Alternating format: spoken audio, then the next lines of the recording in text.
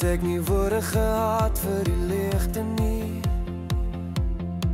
Ek was verdwaal in die donker gangetjies van my hart. Ek was verwaand, maar toe ek my siel voor jou oopgooi, sien ek in jou oë dat ek nie alleen is met die vrese nie. Diep in my, die leemte waar die woorde gewys het, is nou die enigste plek waar ek jou